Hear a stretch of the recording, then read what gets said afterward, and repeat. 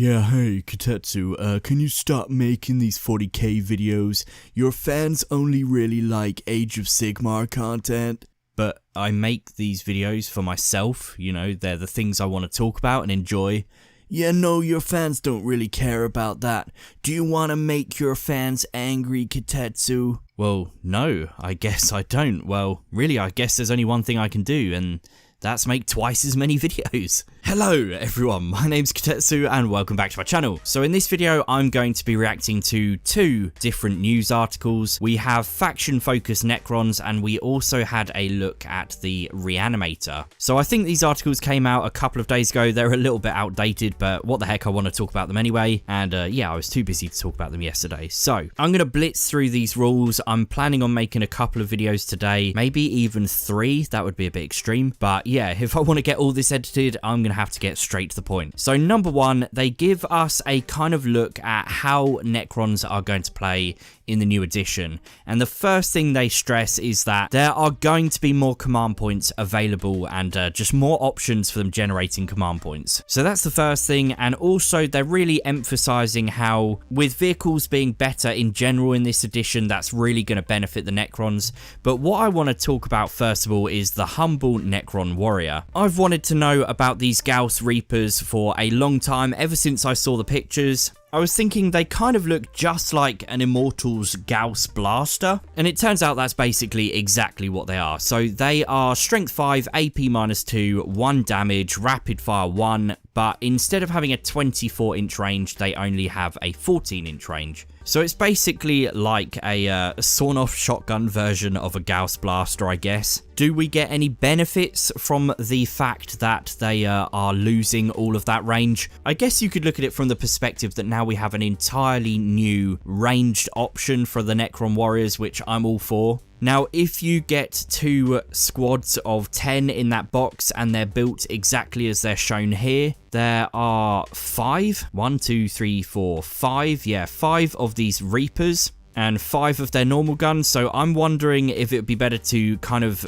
not mix and match the weapons and have 2 squads of 10 with the same weapons in each. The thing about Necrons, and I believe it says it somewhere, maybe at the top here, I can't remember if I read it in this article or not, but Necrons, you have to be quite choosy about what you're going to aim them at and how you're going to position them so that they don't get kind of outgunned at range. So that's going to be even more the case with these new Reaper guns. But yeah, I mean, I'm always all about the rule of cool. So for now, I'm just happy they have a new weapon and it makes the units look far more interesting. The next thing is they said they've gone up by, I think just a single point to 12 points. Correct me if I'm wrong. I've got the original codex and they're 12 points in there, but I think it was chapter approved 2018. They dropped them to 11 points, I believe. So not a huge increase, but as it says, you're still going to be able to outnumber Space Marines. Now, it also says here, combine these weapons with the Mephrit Dynasty code. You'll be cutting down your enemies in droves with devastating point-blank fire. So it makes sense to then skip right back to the top of the article and look at this Mephrit code and see what benefits we get. And basically, if you are shooting at half range, then you are going to improve your AP by 1. So basically at 7 inches, these are firing at Strength 5 AP -3, which is absolutely insane. Now, whilst I can definitely see the benefits of that, I guess it's going to be quite difficult to try and pull off. You know, by the time you're at 7 inches, you are literally right on top of those models. Next, we get a look at the Catan, Shard of the Deceiver. It's going to have a Grand Illusion ability. I've always loved this model. It's really cool. But yeah, this ability basically is something you can use at the start of the very first battle round before the first turn begins. You can remove the Catan and or up to D3 other Necron units from the battlefield, and you can set them up again more than 12 inches away from enemy models. So thematically, that's pretty nice. If you want to kind of mess with your opponent's deployment and maybe put down your Catan and then they respond, you could certainly mess with things a little bit there. I'm not generally a huge fan of abilities cases like this, I wouldn't rely on them because it seems a little bit random. But yeah, either way, it's thematically very cool. And then the last thing we get to look at is a Doom Scythe, and this has a crazy powerful gun on it. I actually bought one of these really recently, so it's quite nice to see this in the article. I was kind of expecting them to talk a little bit more about the new units, but at first glance, the stat line of this weapon is exactly the same, so it might lead you to believe that that's not entirely that exciting. It's still 24-inch range, heavy D3, strength 10, AP -4, D6 damage, but we have a whole host of new vehicle rules, so anything that's a heavy weapon is not at any kind of minus to hit on a vehicle anymore, which is pretty sweet. But more importantly, because the death ray counts as a blast weapon, thanks to the rules they showed in this article here,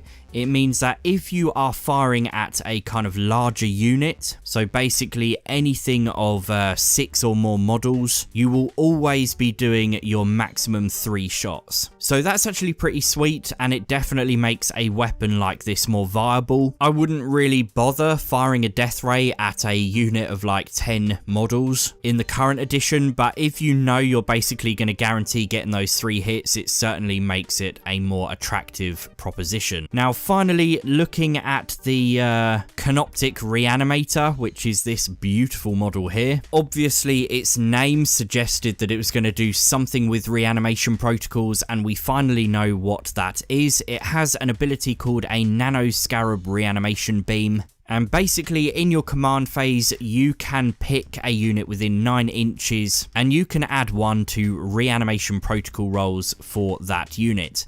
Now, that again seems pretty scary, assuming you know how reanimation protocol rolls work.